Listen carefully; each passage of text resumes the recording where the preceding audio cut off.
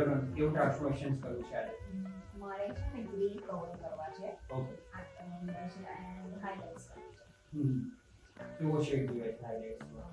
Caramel સમલાઇટ caramel brown type shade છે. હા અને ગ્રીના દેખાવા જોઈએ. ઓકે. 100% ગ્રે કવરેજ જોઈએ છે અને સમલાઇટ આપણે જે કલર ટ્રાન્સફોર્મેશનનું જે શેડ જોઈએ છે કેરેમલ્સ કલર જોઈએ છે, રાઈટ? તો ફર્સ્ટ ઓફ ઓલ હું તમારા હેરની હિસ્ટ્રી જાણી શકું કે તમે લોંગ ટર્મ થી હેરમાં શું શું કરેલું છે? હું 3 યર્સથી લોરિયલનો હેર કલર યુઝ કરું છું. ઓકે. ગ્રીન બેઝ આવે છે એન્ડ બસ એ જ. 3 યર્સથી ખાલી જે લોરેલો ગ્રીન બેઝ જે કલર્સ આવે છે બોક્સ ટાઈપ એ યુઝ કરો છો અને જે યુઝ કંઈ યુઝ નથી કર્યું નહીં હિના કે નહીં કરે કોઈ જ વસ્તુ નથી. ઓકે હશે.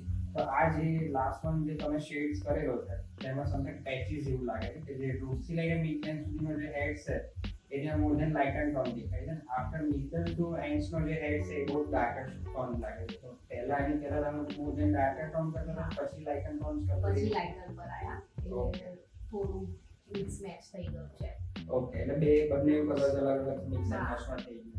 ઓકે, કંઈ વાંધો નહીં. મેક્સિમમ આપણે ટ્રાય કરીશું કે તમારો જે લાઇટ અને ડાર્કમાં જે પોર્શન છે જે પેચ દેખાય છે મેક્સિમમ આપણે પ્રોપરલી બ્રાઉનિશ ટોનમાં રિફ્લેક્ટ કરી દઈશું અને એકદમ બ્યુટીફુલ કેરેમલ્સ કલર્સ આપણે ઓલ ઓવર હેડ્સની અંદર બ્લેન્ડેડ કરીશું, રાઈટ? અને મેક્સિમમ તમારો જે મેજર પ્રોબ્લેમ છે કે જે 100% ગ્રે હેર કવર કરવા છે તો આપણે ફોકસ સૌથી વધારે એમાં રાખીશું કે તમારા 100% ગ્રે હેર કવર થઈ જાય અને મસ્ત બ્લેન્ડેડ કેરેમલ શેડ્સ આવી જાય હેડ્સની અંદર, રાઈટ? કરીએ સ્ટાર્ટ? યસ.